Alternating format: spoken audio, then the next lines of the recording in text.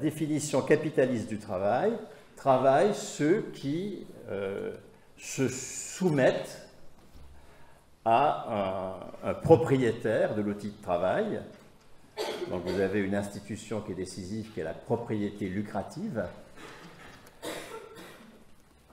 qui s'y soumettent en allant sur un marché du travail comme demandeurs, alors que nous sommes les seuls à produire de la valeur, mais une société capitaliste nous transforme en demandeurs, et il faut toute la socialisation, aussi bien dans la famille que dans l'école, pour transformer des producteurs en demandeurs. C'est inouï, hein. Nous sommes mis dans la situation de demander, alors que c'est nous qui produisons la valeur. Il y a une violence sociale là, absolument inouïe. Et ces demandeurs vont être payés pour le prix de leur force de travail. Et là aussi, il y a une singulière violence dans le salaire, tel qu'il est pratiqué dans le capitalisme.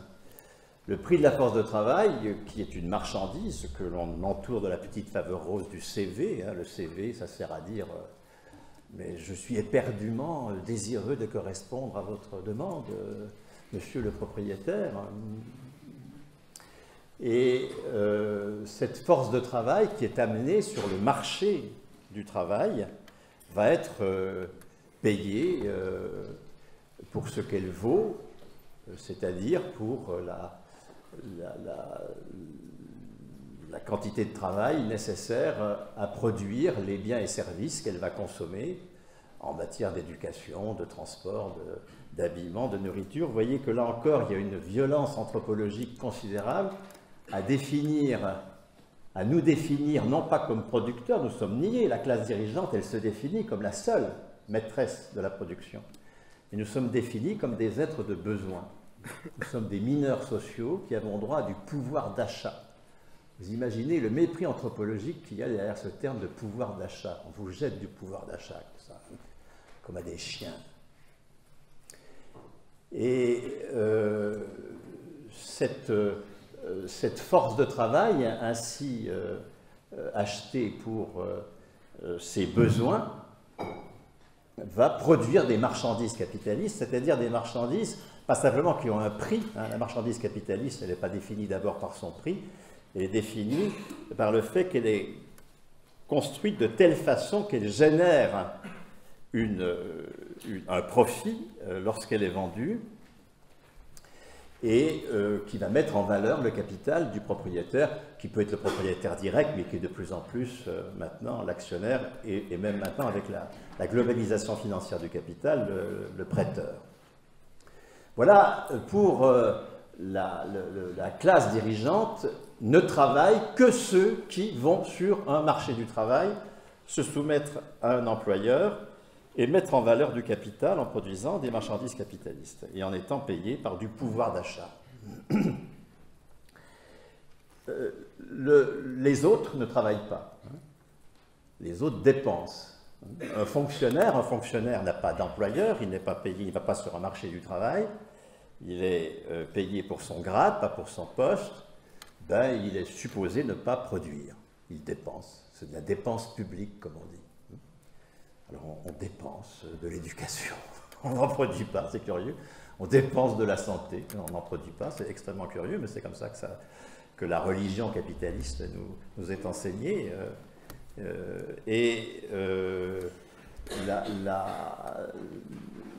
même, celui qui ne met pas en valeur du capital ne produit pas. Il est utile, on n'ira pas son utilité, mais on ira qu'il soit productif. Et précisément parce que le cœur de la définition capitaliste du travail repose sur ce mépris anthropologique de ceux qui, mineurs sociaux, ont droit à du pouvoir d'achat, mais pas au pouvoir tout court sur la production, une classe révolutionnaire est en train de se constituer pour produire des institutions alternatives. Une classe révolutionnaire, ce n'est pas une classe qui opère un meilleur partage des richesses. Je ne sais pas par une bonne fiscalité ou par je ne sais pas quoi, hein, laissons ça à Piketty. Une classe révolutionnaire, c'est une classe qui transforme les institutions du travail, qui dit non, le travail, c'est pas ce que la classe dirigeante décide, c'est ce que nous allons décider être du travail. Je répète que le fondement du travail n'est que politique. Il n'y a aucun fondement naturel. Il n'y a pas d'essence du travail.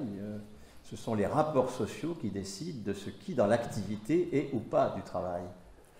Et la classe ouvrière s'est constituée au XXe siècle, non pas pour un meilleur partage de la valeur ajoutée, ce qui n'est pas du tout révolutionnaire, de même que la bourgeoisie n'a pas cherché à mieux partager les richesses avec l'aristocratie. C'est pas ça. Elle ne s'est pas mise à la place de l'aristocratie pour faire de la production féodale. Elle a changé le mode de production. Elle a marginalisé le mode de production féodale. Elle a montré que le mode de production féodale était désuet, improductif, etc., etc. Et qu'est-ce que fait une classe révolutionnaire aujourd'hui? C'est la même chose. Elle ne cherche pas à mieux répartir la valeur capitaliste. Elle ne cherche pas à prendre la place du calife pour faire pareil. Elle institue une alternative à la pratique capitaliste du travail. Et cette alternative, elle prend forme progressivement au XXe siècle. Et dans l'Europe bismarckienne, disons, enfin en Allemagne, en Italie, en Autriche, en France, en Belgique, et dans une moindre part aux Pays-Bas ou en Espagne, la classe ouvrière s'organise pour une alternative à la pratique capitaliste du travail qui supprime la propriété lucrative, le marché du travail et leurs conséquences, à savoir le crédit pour financer l'investissement. Je n'ai pas présenté cette autre institution décisive dans la pratique capitaliste du travail, qui est enseignée là aussi comme une croyance religieuse. J'ai enseigné 30 ans l'économie, je sais ce que c'est que la religion capitaliste, je la connais par cœur. C'est de nous dire qu'il faut du crédit pour investir. Ce qui est naturalisé, une violence capitaliste tout à fait singulière, qui est je te pique une partie de ce que tu produis et ensuite je te le prête, puis tu me rembourses.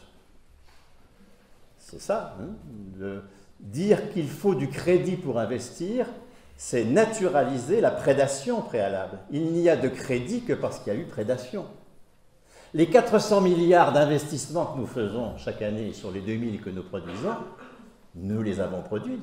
Je ne parle pas de l'investissement net qui suppose une création monétaire, on peut en reparler dans le débat, mais là, dans le propos initial, je n'ai pas causé de ça, mais ces 400 milliards, nous les produisons, sauf qu'ils nous sont piqués sous forme de profit.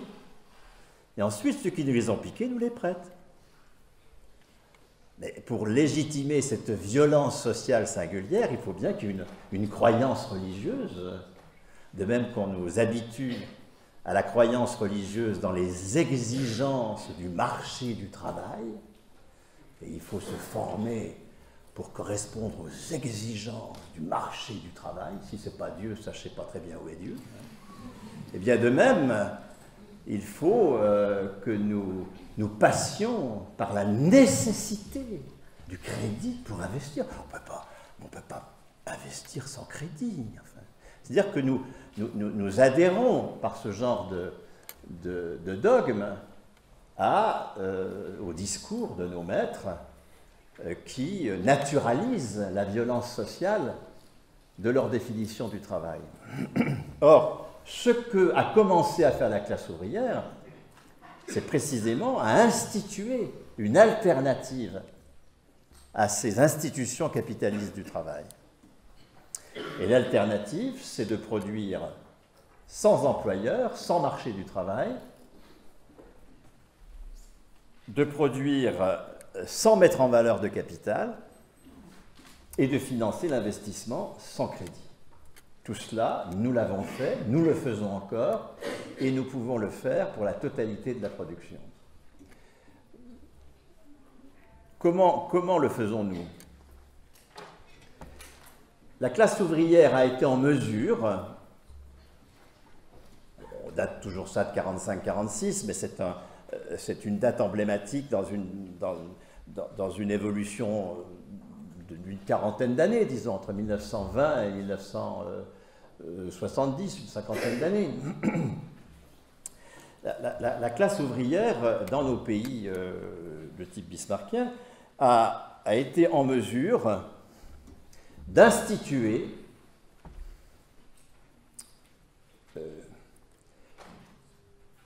des institutions alternatives aux institutions capitalistes du travail. À la place du marché du travail, la classe ouvrière a institué le salaire à vie.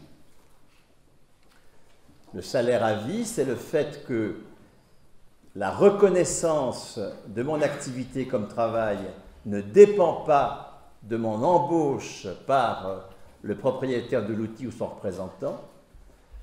La reconnaissance de mon activité comme travail dépend d'une attribution de qualification personnelle qui est à vie, qui ne peut pas être remise en cause, qui peut être améliorée, qui peut progresser, mais qui ne passe jamais par la case chômage, qui ne passe jamais par la réduction du salaire ou par sa suppression, qui est du salaire à vie. Il y a à peu près 12 millions de personnes qui, en France, aujourd'hui, sont dans le salaire à vie.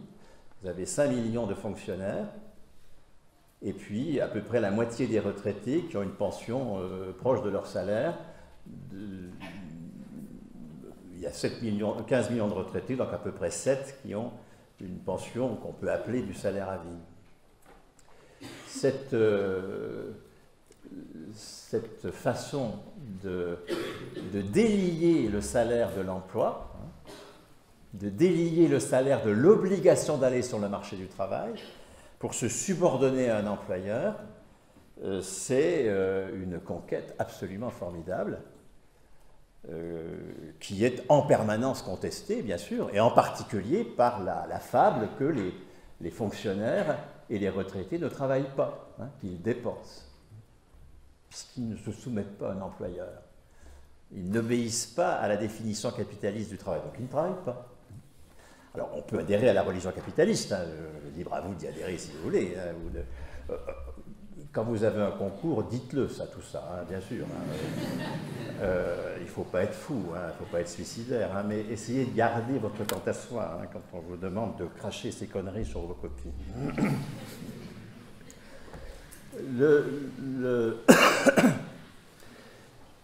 La deuxième institution que la classe ouvrière a été capable de mettre en place, c'est la subvention de l'investissement à la place du crédit.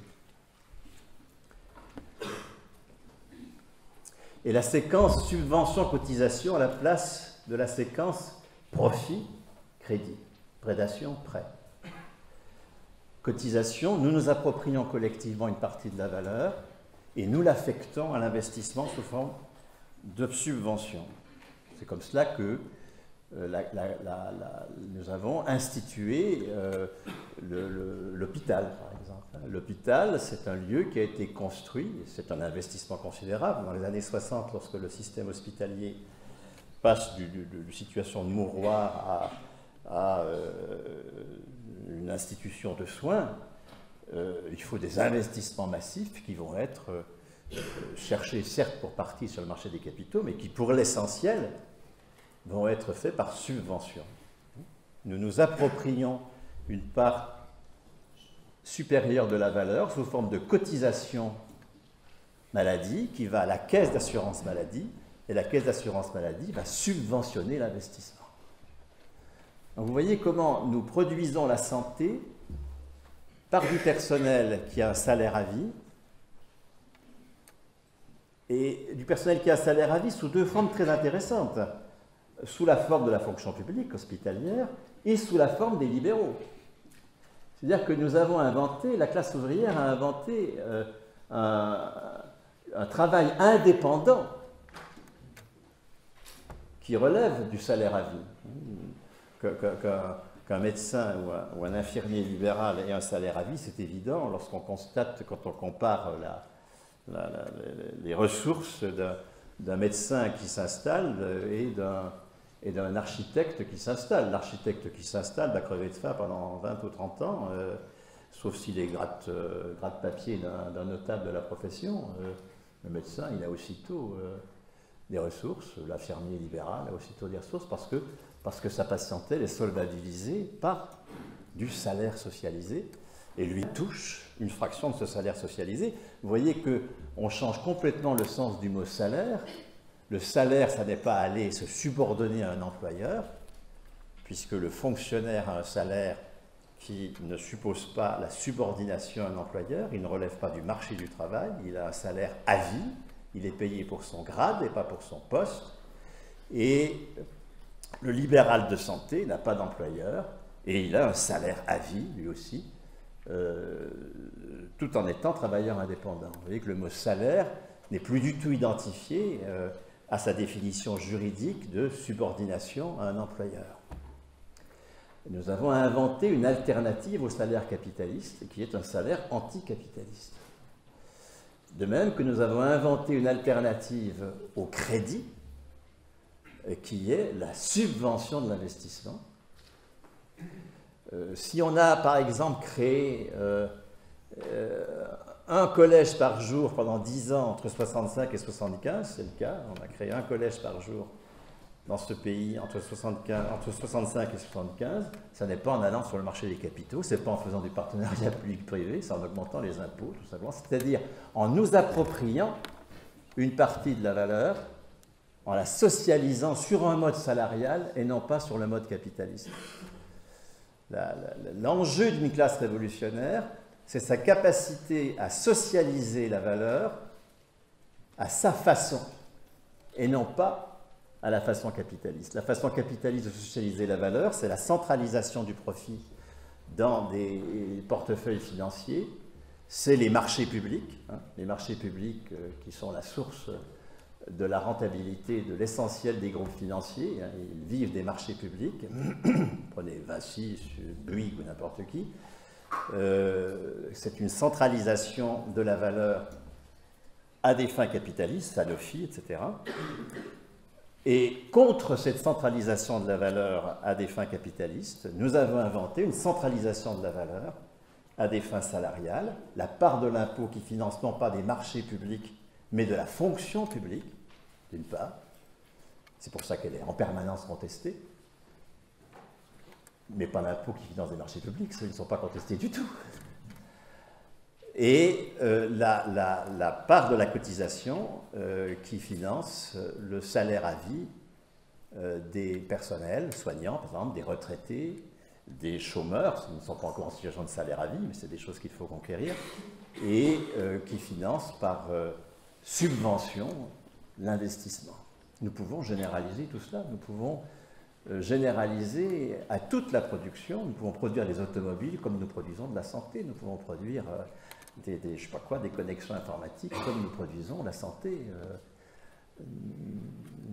C'est pour cela qu'il y a un tel enjeu dans la religion capitaliste de dire mais non, on dépense quand on ne produit pas sur le mode capitaliste.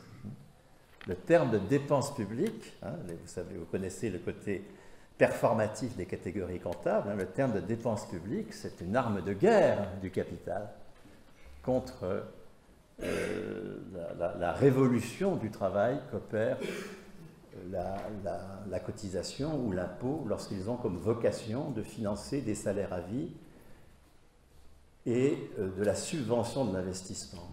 Parce que s'il y a subvention de l'investissement, alors il y a également propriété d'usage de l'outil de travail. L'outil de travail ne va pas être la propriété lucrative comme il l'est dans le capitalisme, il va être la propriété d'usage des personnels, des usagers, de représentants divers et variés, tout dépend comment tout ça est géré, bien sûr, du salariat. Ce sont ces innovations-là, propriété d'usage à la place de la propriété lucrative, salaire à vie à la place du marché du travail, subvention de l'investissement à la place du crédit, qu'il n'appartient qu'à nous de généraliser. Je témoigne, pour être en situation de salaire à vie, j'étais 13 ans contractuel et je suis en salaire à vie depuis 84, donc ça fait maintenant 32 ans. Pour avoir été en situation de copropriété d'usage de mon lieu de travail, pour avoir produit des biens qui n'étaient pas sous le joug de la rentabilité capitaliste, je témoigne du bonheur alors qu'il y a à travailler. Est-ce que je pose une question qui peut fâcher, j'espère qu'elle ne va pas trop fâcher, mais c'est une question de fond. Est-ce que vous pensez qu'il ne serait pas aussi temps de dépasser certains clivages politiques et de tendre la main à la discussion à certains mouvements du coup nationalistes, patriotes, qui est aussi... Bah oui, je sais, je exprès poser cette question-là qui est établie, vous disiez tout à l'heure, qui ici en fait partie. Quelle est votre réflexion à ce niveau-là? Du courage. Il est clair que les seuls espaces dans lesquels nous avons construit une alternative au mode de production capitaliste, avec des lois qui assurent le salaire à vie, le statut de la fonction publique, l'obligation de cotiser,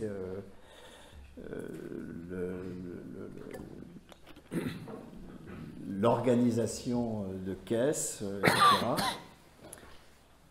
C'est l'espace national. Et l'espace national est le seul espace qui, jusqu'ici, soit celui d'une institution de l'alternative. Et en aucun cas, par exemple, telle qu'elle se construit depuis la CECA, depuis 1951, l'Union européenne ne peut être le lieu de cette alternative. C'est au contraire un lieu de sa destruction. Et il n'y a pas de déficit démocratique dans l'Union européenne. L'Union européenne est construite sur le déni de la démocratie. Il n'y a pas de déficit social dans l'Union européenne. L'Union européenne est construite sur le déni, sur l'impossibilité de construire, par exemple, un droit du travail qui entre en contradiction et avec la même force que le droit de la concurrence à l'échelle européenne. Donc il y a une légitimité à poser la nation comme seul cadre existant de la production d'une alternative. Mais en même temps, on ne peut pas s'en tenir à cela, parce que, comme Usul vient de le rappeler, le capital s'est exonéré progressivement. Il a une capacité à s'exonérer progressivement du cadre national et à construire sa propre légitimité, son propre droit, sa propre façon de centraliser la valeur et de l'affecter à ses propres fins en envoyant, en marginalisant les lois nationales. Donc, ma réponse est assez embarrassée parce que c'est un sujet qui est miné, hein, bien sûr. Dire que le cadre national est le seul qui, aujourd'hui, ait été de fait celui d'une construction d'institutions alternatives aux institutions du capital, dire que l'Union européenne a été construite contre toute possibilité, qu'elle est donc contre toute possibilité de cette construction, et donc qu'elle est irréformable, ça n'est pas, je ne sais pas quoi, moi, défendre le capitalisme national français. Hein. C'est constater une situation qu'il faut dépasser impérativement. Si le capital s'exonère des lois nationales, il faut donc que nous soyons en mesure de mener des solidarités internationales qui aboutissent à des dispositifs étatiques, légaux, de violence, enfin de violence sociale légitime, enfin peu importe, enfin des dispositifs régaliens qui excèdent le cadre national, certainement. Et pas à partir de la construction européenne qui ne nous offre aucune possibilité de le faire, mais à partir de solidarités concrètes qu'il faut mener au cas par cas et que nos organisations actuelles, syndicales et politiques, sont dans une grande incapacité à mener. Solidarité, je ne sais pas quoi, moi, avec les Belges qui se battent pour le maintien de la durée indéterminée du chômage, avec les Hollandais ou les Suédois qui se battent contre l'Union européenne, pour que les logements sociaux, comme on dit, soient des logements non pas réservés aux pauvres, mais à toute la population, puisqu'ils ont une longueur d'avance sur nous en matière de socialisation du logement et du fait que le logement échappe au marché. Si nous ne sommes pas solidaires de ces luttes-là, nous ne pourrons rien construire d'efficace. Cela dit, moi je crois aussi à la possibilité de saisir le cadre national pour produire autrement. Encore une fois, faire la révolution, c'est produire autrement. C'est changer de mode de production. C'est pratiquer autrement le travail. Nous pouvons le faire dans un cadre national, ça n'est pas ça impossible. Pensez que, et en substituant à la centralisation financière capitaliste, notre propre centralisation de la valeur.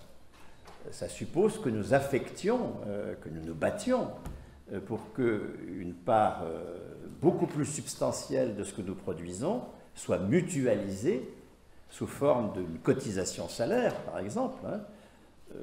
Je réponds en même temps, mais très brièvement, à la question sur la fonction publique. Comment est-ce que la fonction publique a été possible? Mais parce qu'il y avait impôt. S'il n'y avait pas trésor public, il n'y aurait pas fonction publique. Pour qu'il y ait du salaire à vie, ce qui caractérise la fonction publique, c'est le salaire à vie. Pour qu'il y ait salaire à vie, il faut que le salaire ne dépende pas des aléas du chiffre d'affaires de telle ou telle entreprise. Il faut que la socialisation de la valeur soit telle que des caisses se substituent aux entreprises pour payer le salaire. C'est pour cela que les réformateurs veulent affecter la masse salariale des fonctionnaires à chaque administration, à chaque université, enfin, etc., pour en finir avec la logique du trésor public, hein, pour revenir à une allocation microéconomique de la valeur qui interdit tout salaire à vie, bien sûr. Donc nous pouvons parfaitement généraliser le salaire à vie dans une échelle nationale. Ce n'est pas du tout impossible. Et nous pouvons également généraliser la subvention de l'investissement à une échelle nationale. Encore une fois, les 400 milliards que nous investissons correspondent à une production que nous faisons. La balance des capitaux, elle est égale à zéro, globalement. La partie du profit qui est investie à l'étranger est égale à la partie du profit produit à l'étranger qui vient chez nous. Et donc, c'est bien l'équivalent de ce que nous produisons qui est effectivement investi. Donc il n'y a pas besoin de faire appel à des prêteurs étrangers pour financer notre investissement. Nous produisons suffisamment de valeur, et s'il y a un investissement net, c'est-à-dire un investissement qui excède la production au temps T, et que l'on veut en T plus 1 créer un investissement qui n'a pas d'équivalent dans la production en T, eh bien on crée de la monnaie. Mais créer de la monnaie ne suppose pas du tout qu'elle se fasse par crédit. La monnaie se fait par crédit, par mimétisme de la religion capitaliste sur le crédit. Supposons que nous continuions ce que nous avons fait en augmentant l'impôt et la cotisation comme façon salariale, anticapitaliste, de socialiser la valeur, pour pouvoir subventionner l'investissement. Nous allons avoir des caisses qui vont, par exemple, centraliser 300 milliards. Et puis, il y aura de l'autofinancement qui restera dans les entreprises. Il faut que les entreprises aient de l'autofinancement et que les salariés, qui seront les copropriétaires d'entreprises, décident de l'investissement à hauteur mettons, de 100 milliards. Mais que ces caisses d'investissement soient saisies de, je sais pas quoi, de 400 milliards de projets, et qu'elles en rejettent 50 comme non efficaces ou non inutiles, je sais pas quoi, mais il n'empêche qu'elles auront 350 milliards de projets à financer pour 300 milliards de cotisations économiques collectées. Ben, elles subventionneront 350 milliards. Il y aura création de monnaie par subvention. Et comme toute création de monnaie, ce sera un pari sur l'avenir, comme toute création de monnaie.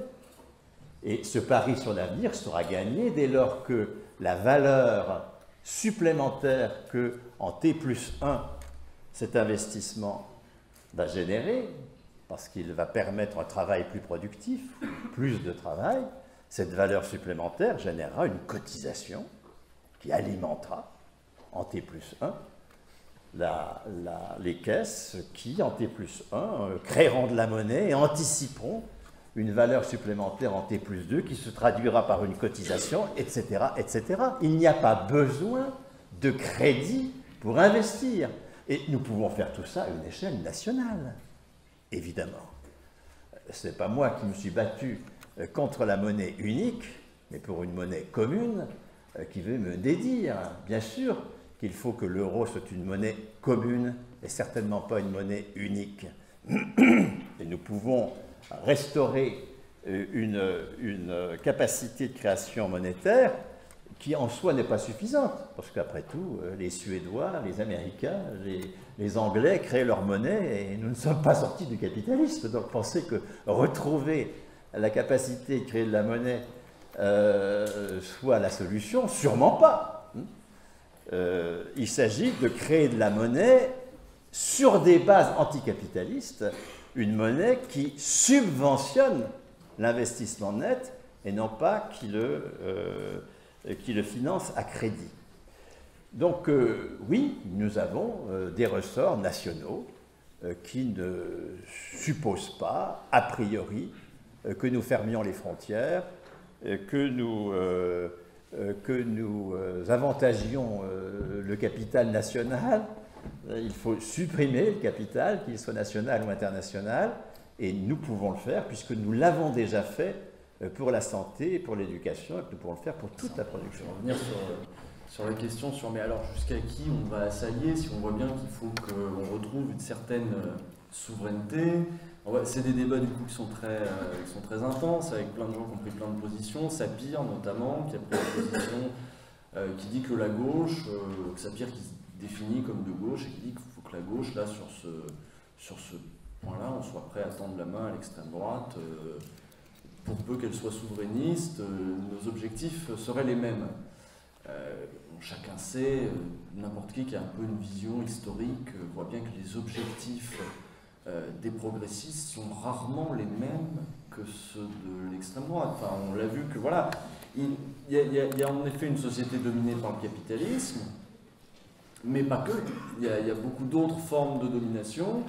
Et on voit bien que eux, leur principal, ce qui les embête, c'est pas tellement le capitalisme, c'est juste cette histoire de perte de souveraineté. Sitôt aura-t-on récupéré cette souveraineté qu'ils feront ce qu'ils font d'habitude. Et puis est-ce qu'on a seulement envie de se battre avec eux à côté?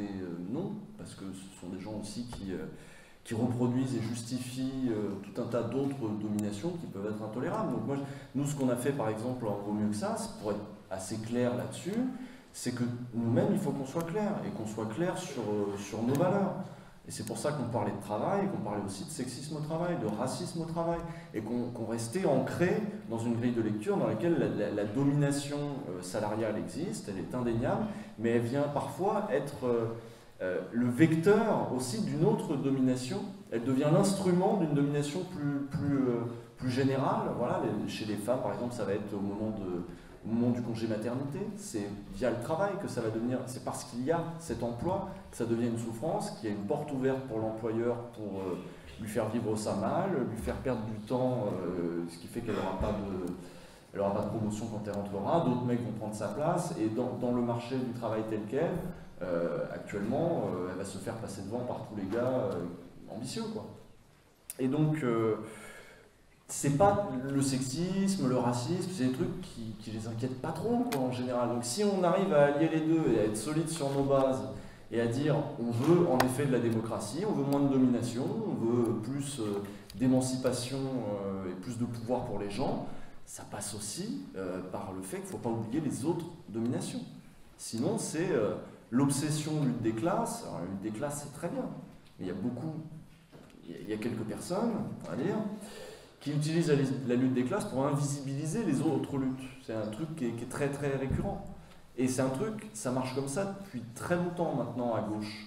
Et il y a beaucoup de gens qui sont très progressistes, mais qui trouvent la gauche hostile parce qu'elle ne fait pas de place à d'autres que ceux qui sont dominants à l'intérieur de la gauche, à savoir les mecs, blancs, si possible athées, etc. Ce qui fait que les crispations sociales, identitaires de notre société, elles ne sont pas absentes de la gauche. À gauche aussi, on a des espèces de mouvements identitaires, mais même de recul, de rejet. Ça se passe de manière très très subtile. Mais ça fait qu'il y a des questions qui crispent tout le monde, même à gauche. Et si on n'est pas clair sur ces trucs-là, à gauche, on va avoir du mal à porter un truc qui soit fédérateur et qui en même temps éloigne les réactionnaires de base qui sont là par opportunisme du moment et qui se disent il y a un truc à jouer pour récupérer du gauchiste perdu, on va leur faire le coup de la souveraineté nationale en leur disant l'Europe c'est pas bien, ils ont l'air de le dire un peu aussi, ah bah venez avec nous, on est tous contre l'Europe et pour la souveraineté camarades. Et puis derrière, ça va être les premiers à vouloir supprimer l'avortement, etc. quoi. Donc on le sait très bien comment ça va se passer. Historiquement, il n'y a jamais eu de surprise, je veux dire, avec ces mouvements-là. Ils ne nous ont jamais étonnés par leur progressisme une fois arrivés au pouvoir. Bon. Donc voilà, moi je suis sur cette ligne-là, c'est cette ligne, soyons clairs, de toute façon, à la base, en disant la souveraineté nationale, c'est un moyen, c'est pas une fin, c'est un moyen, ça fait partie des outils, des trucs sur lesquels on doit reprendre la main, parmi d'autres. Il ne faut pas être obsédé par ça, comme peuvent l'être d'autres gens voilà, qui font tout tourner autour de ça. Donc moi je vois ça comme ça en tout cas. Oui, j'ai enseigné 30 ans la création monétaire. On peut croire hein, que le financement est financé par création monétaire, mais ce n'est pas vrai. L'investissement est d'abord financé par une partie de la production. Nous avons une création monétaire qui est absolument folle, qui n'a absolument rien à voir avec le financement de l'investissement. Il faut revenir, ou pas revenir, mais venir à une création monétaire raisonnable, qui peut être assez peu de choses, puisque l'investissement net, c'est-à-dire celui qui excède la production de l'année qui n'est pas affectée à l'investissement, c'est extrêmement peu de choses. Donc nous pourrions nous en tirer avec très peu de création monétaire. Sur l'économie planifiée, je vous invite à me lire. Hein. Et il y a derrière la cabine là une table avec à la fois des brochures de réseau salariat et mes ouvrages.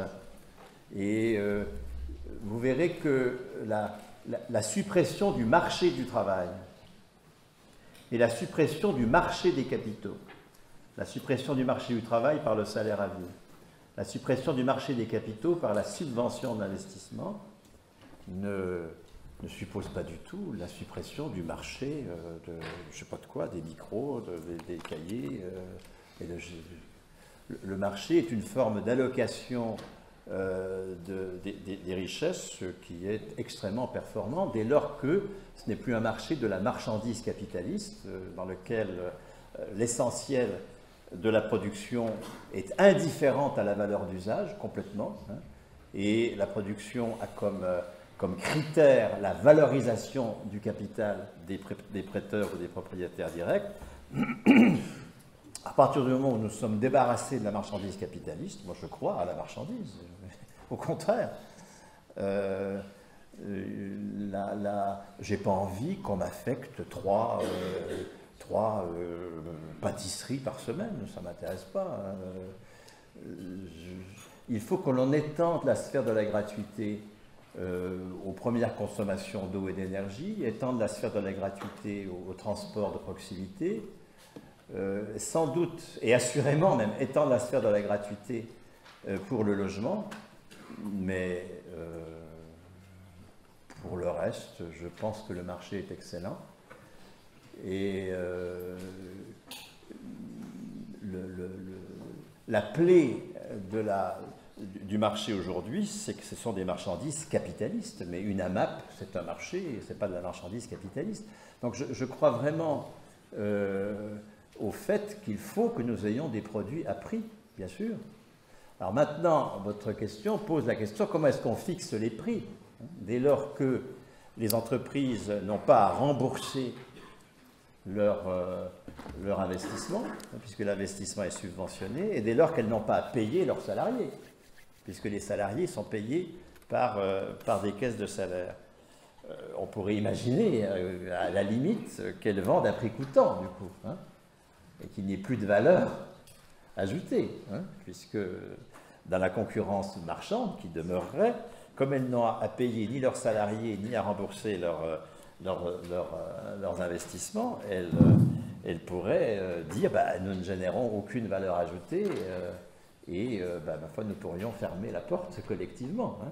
Donc effectivement, dès lors que nous passons à une socialisation salariale de la valeur à la place de sa socialisation capitaliste, la formation des prix ne peut plus s'opérer comme aujourd'hui en additionnant aux consommations intermédiaires, comment on fait un prix aujourd'hui, on additionne aux consommations intermédiaires les coûts salariaux et les coûts de l'investissement.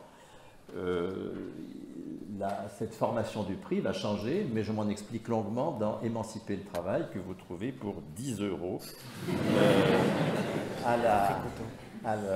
sur la table derrière la cabine. Quant à la qualification, c'est un point extrêmement important de ne pas confondre qualification et certification.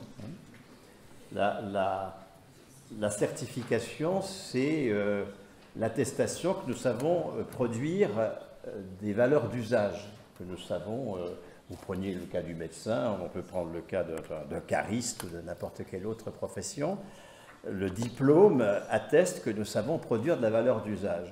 Mais il n'atteste pas que nous savons produire de la valeur économique ou que nous sommes réputés produire de la valeur économique.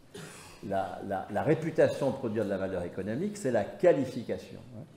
La qualification, elle est dans l'ordre de la valeur économique, elle n'est pas dans l'ordre de la valeur d'usage. Ça, c'est la certification. Donc la qualification, elle renvoie à, d'une part, au moment où à 18 ans, nous avons tous le premier niveau de qualification automatique, et par exemple 1 500 €, si le premier niveau de qualification est à 1 500 €, ça c'est une attribution politique contre le capitalisme qui fait de nous des mineurs économiques ayant droit à du pouvoir d'achat. Nous nous posons au contraire comme les seuls producteurs de la valeur ayant droit à un salaire à vie comme expression politique de cette capacité à produire de la valeur. Nous avons une démocratie qui est en très grand danger, parce que réduire la citoyenneté au droit de suffrage, et un droit de suffrage qui consiste en une élection quinquennale de concours de beauté aberrant et fondamentalement antidémocratique, il est clair que c'est en train d'assécher la démocratie dans des proportions absolument catastrophiques. Il faut absolument enrichir la citoyenneté d'un droit politique nouveau, qui est précisément le droit de souveraineté sur la valeur. Et ce droit-là doit s'exprimer dans un salaire qui est un droit politique. Donc à 18 ans, quel que soit son passé scolaire, ce n'est pas lié à la certification. La qualification, c'est une imputation de contribution à la production de valeur. Et je l'ai dit, cette imputation, c'est le fruit de la lutte de classe. Il n'y a pas de fondement objectif à chercher dans je ne sais trop quoi dans la valeur économique. La valeur économique, c'est une convention. C'est une convention et qui change en permanence. Par exemple, dans les années 50, soigner était réputé n'avoir pas de valeur. C'était fait par des sœurs qui vivaient des donations au moment où les gens mouraient pour s'attirer des grâces dans le ciel, je ne sais pas quoi.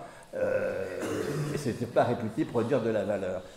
Et nous avons changé la convention, et aujourd'hui, la santé fait partie de la production de valeur. En 1976, ceux d'entre vous qui étudient la comptabilité nationale, vous avez vu qu'on a changé le système européen de comptanat et que le SECN a introduit la production de l'administration, c'est-à-dire qu'on a changé la convention de valeur en disant que l'administration produit, on a évalué cette production par mimétisme de la valeur ajoutée des entreprises marchandes en additionnant les salaires et la formation brute de capital fixe. Donc la production de valeur, c'est une convention et qui doit s'exprimer dans un droit politique au salaire. C'est tout à fait décisif. Donc tout le monde à 18 ans a, mettons, 1 500 €. Ensuite, alors pour monter en qualification, là il y a des épreuves de qualification qui vont d'abord des épreuves sur une évaluation a posteriori. Moi j'ai repris la proposition de la CGT de 4 niveaux de qualification, enfin ça c'est pour lancer le débat, ça peut être pas 4 niveaux, et du coup un salaire qui va de 1500 à 6000 € par mois. Ça aussi, c'est pour discuter. Je ne suis pas un réformateur social qui a élaboré une utopie. Ça, je m'en fous, d'accord. J'essaye de lire à partir de l'histoire de la Sécu ce que nous pouvons tirer comme émancipation du travail. Donc, chacun à 18 ans a le premier niveau de qualification, et c'est à vie, c'est un droit politique, c'est un droit irrévocable. Et puis, s'il veut monter en qualification, il faut qu'il fasse des épreuves de qualification. Il y en aura quoi? Il y en aura 3 ou 4 dans la vie, s'il y a 4 niveaux de qualification. Et donc, dans lequel il y aura une évaluation, mais sur le passé de la personne, par des gens qui n'auront jamais travaillé avec elle, certainement. Il faut que les jurys soient totalement étrangers à ceux qui ont travaillé avec cette personne, sinon tous les copinages et deviennent possibles, et tous les dominations de petits chefs, etc. etc.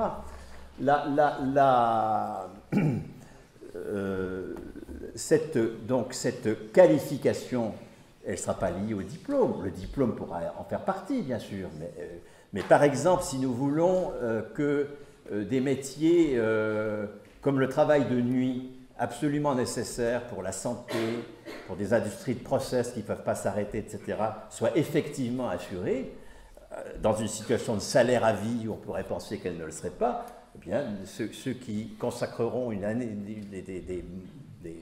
des moments suffisamment, enfin des années de leur existence à du travail de nuit, par exemple, monteront plus vite en qualification. La qualification va devenir le lieu de l'affrontement de classe, d'ailleurs. C'est là qu'on va se battre sur l'ampleur de la fourchette de la hiérarchie des salaires, les critères de qualification, les jurys. Et c'est très important que nous ayons une institution qui gère la violence inhérente à la production. Il y a une violence inhérente à la production. Penser que nous ferons une société sans classe, c'est un truc pour les témoins de Jéhovah, ça, d'accord? Pour lesquels j'ai beaucoup de respect par ailleurs, hein, c'est mon problème, mais pas... Non, mais je le dis sérieusement, parce que des fois on se laisse aller comme ça quand on a un micro, et je voudrais surtout que personne ne se sente, je sais pas quoi moi, humilié ou invectivé par mon discours, sûrement pas. Mais ce que je veux dire, que je ne propose pas le paradis sur terre, c'est pas de ça qu'il s'agit. Hein. Nous n'allons pas sortir de la lutte de classe, mais nous allons l'euphémiser. Hein. Et il faut des institutions qui permettent la gestion du pouvoir. Il n'y a pas de société sans pouvoir. C'est une illusion de le penser. Et la monnaie est un élément qui à la fois exprime le pouvoir et qui le gère. C'est pour ça que je suis absolument contre une société sans monnaie. Et c'est pour ça que je suis pour le marché aussi, bien sûr. Dès lors qu'on a supprimé la logique capitaliste de la production marchande. Et la hiérarchie des salaires sera l'occasion de gérer, à la fois d'exprimer la violence. Après tout, moi, quand j'ai terminé, je suis en retraite, quand j'ai terminé à l'université, je gagnais à peu près 3 fois plus qu'un débutant. Est-ce que ma valeur d'usage était 3 fois supérieure? Peut-être que j'étais un peu vieux, que j'avais plus le feeling avec les étudiants, j'en sais rien, moins que quelqu'un qui débute. Et pourtant, j'étais réputé 3 fois plus que lui. Produire 3 fois plus que lui, pardon. Cette réputation-là, c'est de la violence. Je ne propose pas de la supprimer. Parce que lorsque l'on supprime le pouvoir par décret, il revient par la fenêtre de la pire façon. La monnaie, la hiérarchie des salaires sont des institutions qui permettent, qui certes expriment la violence qu'il y a dans toute production, mais qui la gèrent en même temps.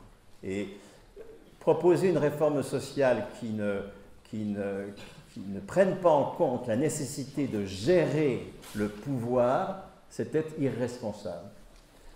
Bonsoir. Alors, moi j'aurais une question relative à la division sociale du travail, parce que comment répartir le travail dans une société proposée par Bernard Friot avec un salaire à vie? Comment vous proposez de répartir le travail si c'est une répartition qui est faite par la classe capitaliste, peut-être par concours comme dans la fonction publique actuelle, mais comme je disais Usul, le concours c'est aussi une institution qui envoie beaucoup de violence symbolique. Donc voilà, comment répartir le travail dans une société avec un salaire à vie? Sur la division sociale du travail, je vous renvoie au débat que j'ai eu avec Lordon à la librairie de Tropique et qui circule sur le net, puisque c'est la question qu'il m'a posée. S'il n'y a plus de marché du travail, qu'est-ce qui assure que les trajectoires individuelles correspondront aux besoins collectifs et qu'on n'aura pas, je ne sais pas quoi, moi, 50 000 youtubeurs, 300 000 journalistes sportifs, puis personne pour produire ceci, cela.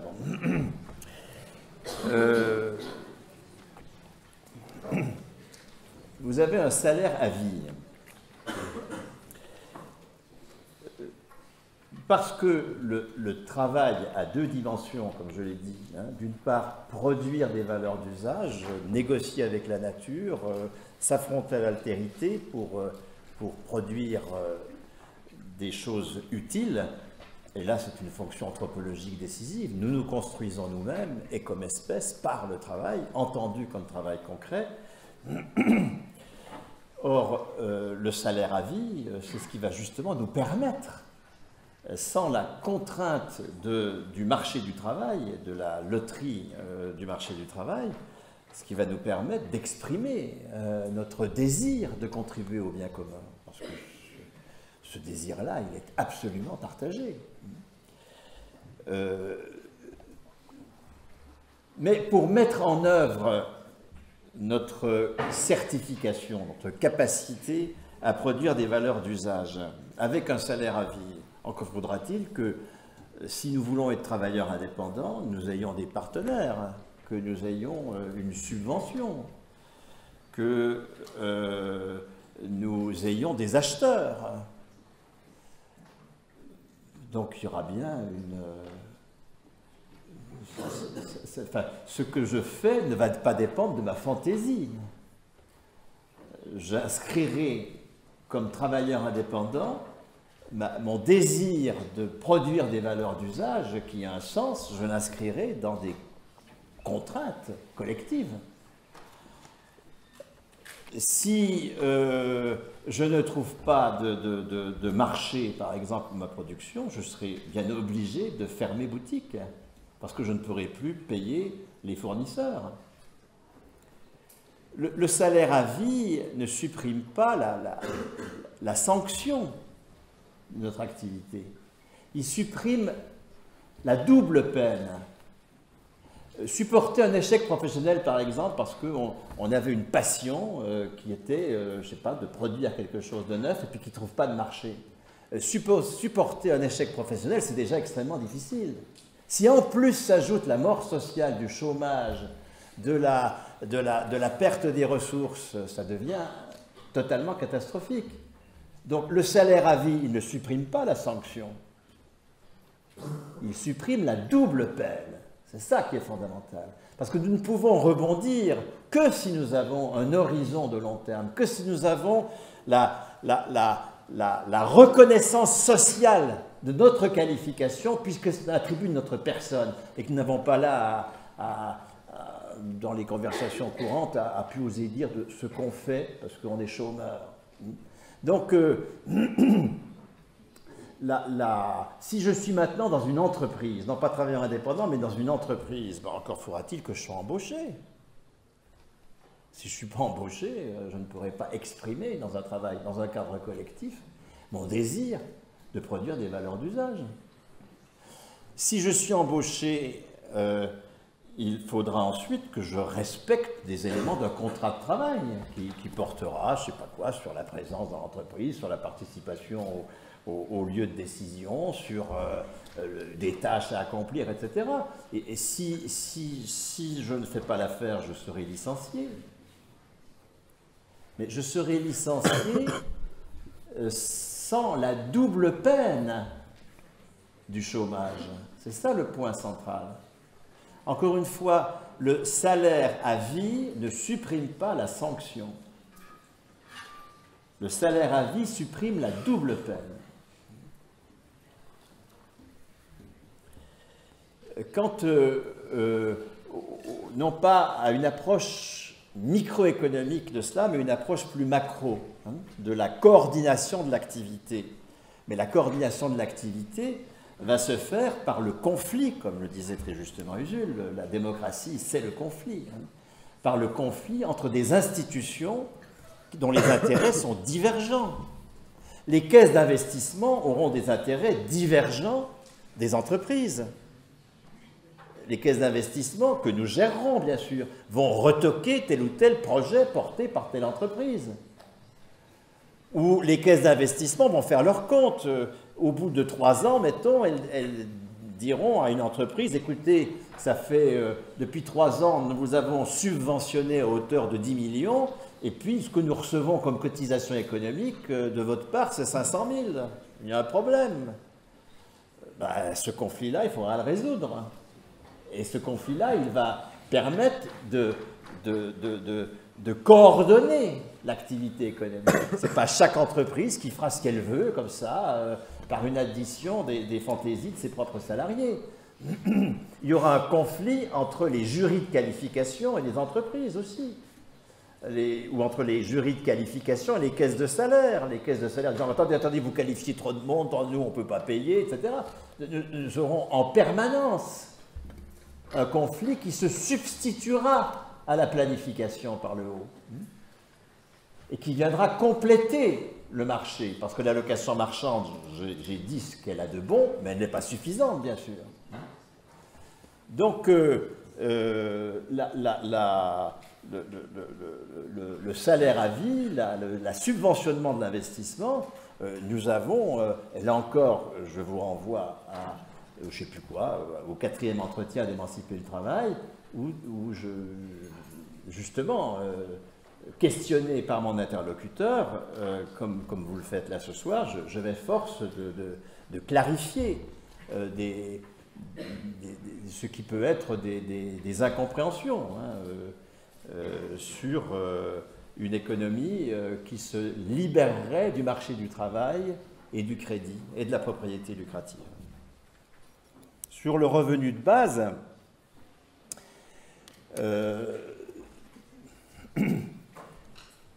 je voudrais vraiment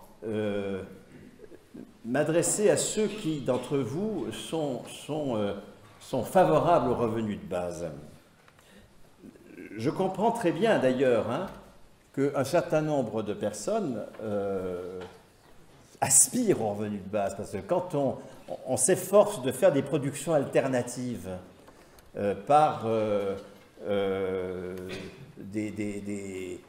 dans des situations juridiques d'auto-entrepreneurs, de portage salarial, de collecte sur Tipeee, enfin, etc., il y a une forme d'incertitude qu'on souhaite pouvoir lever par un revenu garanti. Je comprends parfaitement cette position, mais je voudrais vraiment inviter ceux qui la partagent à s'interroger sur le fait qu'aujourd'hui, le capital a comme projet le revenu de base. Et la loi travail en est une expression tout à fait claire.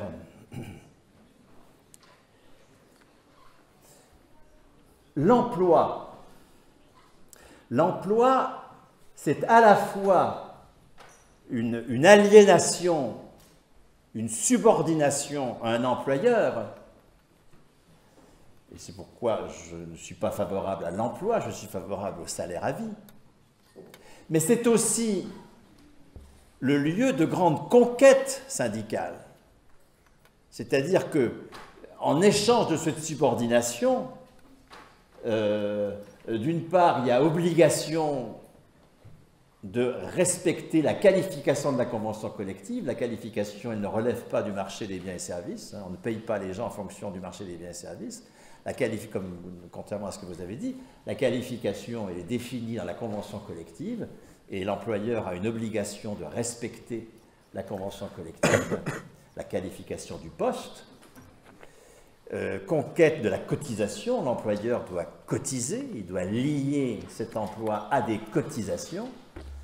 Et puis l'employeur doit respecter des protections de l'embauche, du licenciement, de la santé, des conditions de travail, des horaires, enfin, etc., qui sont codifiés dans le Code du travail. Nous avons aujourd'hui une part massive du capital qui ne veut plus s'emmerder avec la fonction d'employeur. Prenez, il n'y a pas qu'Uber, si vous voulez. Prenez un chantier de Bouygues.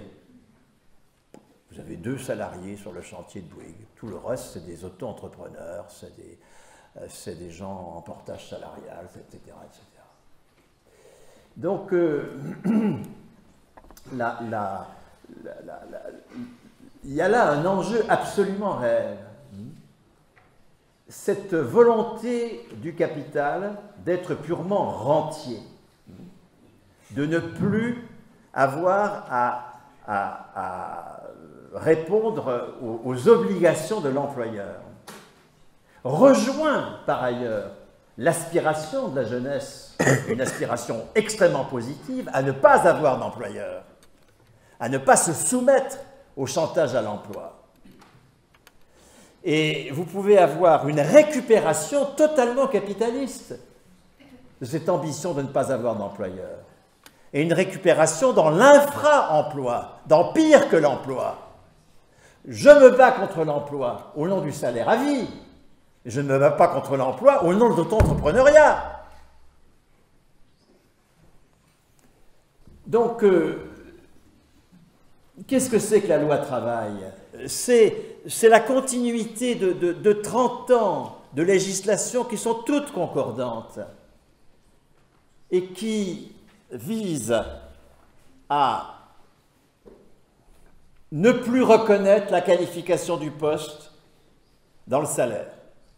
Faire des salaires au projet, des choses comme ça. Des contrats de projet, non plus des contrats liés à la qualification du poste. Deuxièmement, ne plus payer de cotisations. Troisièmement, ne plus satisfaire aux obligations de protection du salarié en matière d'horaire, etc., etc., etc. Ce recul massif de l'emploi, tel qu'il a été construit dans la lutte de classe par les syndicats, cette entreprise d'en finir avec l'emploi met dans une telle incertitude les personnes qu'il faut absolument compenser l'incertitude liée au recul du droit du travail par des formes de sécurité. Et la sécurité qui est proposée par le capital, à la place du droit du travail, c'est le revenu de base. Encore une fois, le capital nous méprise. Soyons clairs. Nous sommes des pauvres types qui avons droit à du pouvoir d'achat. Il va nous filer 1000 balles. Ça ne le dérange pas. La capitalisation boursière de Google, nous sommes à 545 milliards de dollars. Bien sûr qu'il va nous filer 1000 balles pour qu'on fasse du jardin bio dans un océan d'agrobusiness. Bien sûr qu'il va nous filer 1000 balles pour qu'on fasse du logiciel libre qu'il récupérera en logiciel propriétaire. Bien sûr qu'il va utiliser nos capacités en pompant la valeur que nous produisons comme auto-entrepreneurs, comme portage salarial, comme youtubeurs, fût-ce de très grands talents. Merci Usul, parce que beaucoup de gens sont là grâce à toi. Parce que tu es là, deux. Mais, bien sûr. Mais deuxièmement, parce que beaucoup de gens ont connu le salaire à vie par ton boulot. J'ai vu l'effet absolument formidable de ce que tu fais. Donc, est-ce que vous avez vu la publicité dégueulasse, mais fort bien faite, c'est pour ça qu'elle est dégueulasse, de Uber dans les gares? Vous ne pouvez pas échapper à ces panneaux, là. Alors, il y avait des trucs des gens un peu affalés dans un pouce-pouce colonial. D'autres, c'était des chaises à porteurs, enfin, c'était Uber et mère, les gens un peu chics, bon genre, dans une chaise à porteurs. Mais il y avait deux travailleurs qui étaient mis en évidence.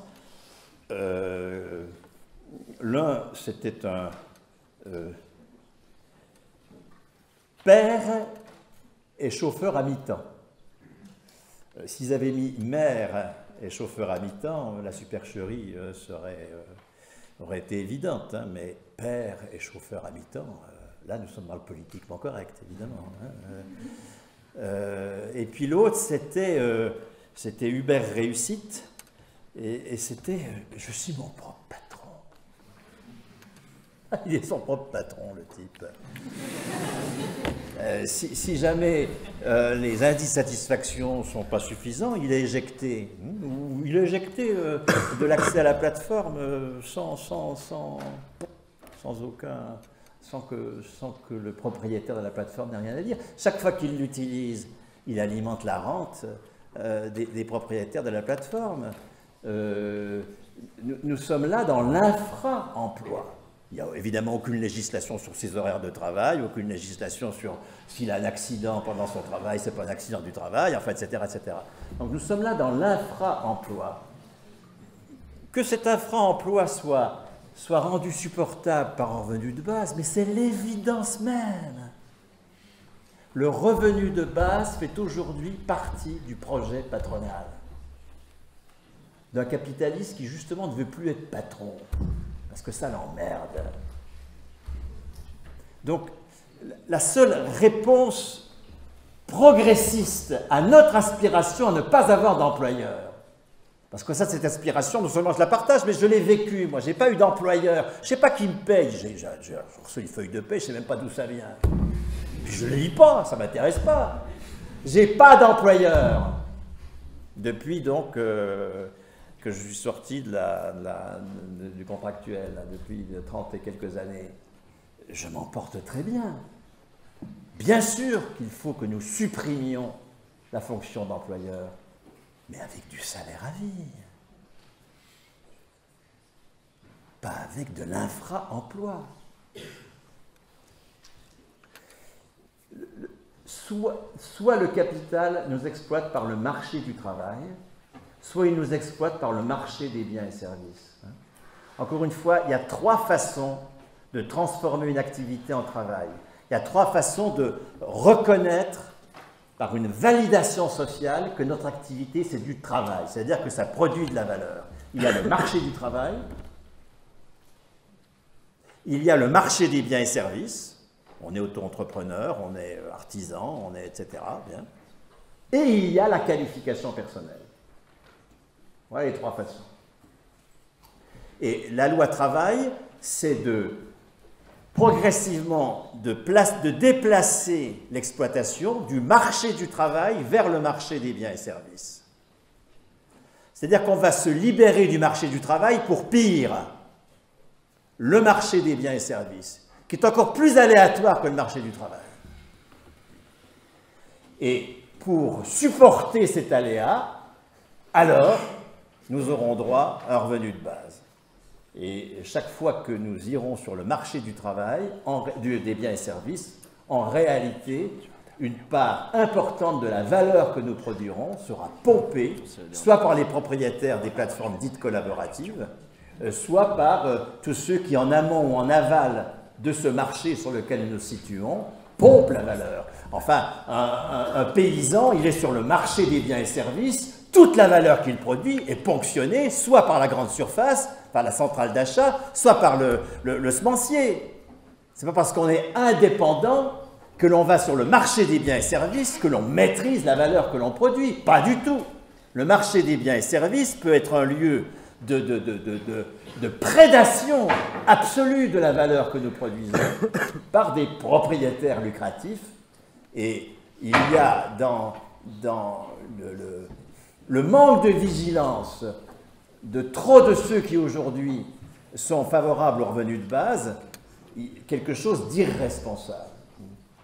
Le revenu de base, c'est aujourd'hui une pièce maîtresse du projet capitaliste. Voilà.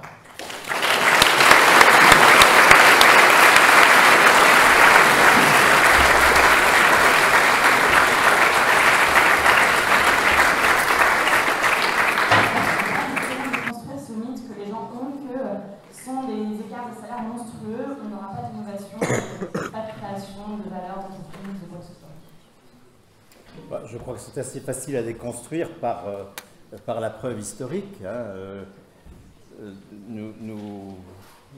Alors, éventuellement pour le pire, je ne vais pas faire l'éloge de notre appareil atomique, mais on peut parler aussi de la SNCF, on peut parler des hôpitaux, on peut parler de la recherche. Tout ça, ce sont des activités qui ont été parfaitement performantes, parfaitement innovantes, et pas de l'innovation gadget, mais sur le fond, alors même que les salaires étaient en gros ceux que j'ai dit, entre 1500 et 6000 euros, ou le sont toujours pour certains. La recherche, par exemple, c'est toujours cela. Ça n'altère pas du tout la capacité des chercheurs à innover, parce que à partir du moment où on maîtrise son travail, on a d'autres motivations que le fait de gagner 10 000 euros dont on ne saura pas quoi foutre sur le fond, fondamentalement. Depuis que nous avons des salaires à la SNCF, par exemple, depuis que nous avons... La SNCF, je vous renvoie aux travaux sur les salaires de la SNCF, qui sont extrêmement intéressants, leur historique. La SNCF a fonctionné pendant des décennies sur 1500, 6 000 à peu près. Aujourd'hui, à la SNCF, des salaires de 20 000 euros par mois, de 100 000 euros par mois, ça marche beaucoup plus mal.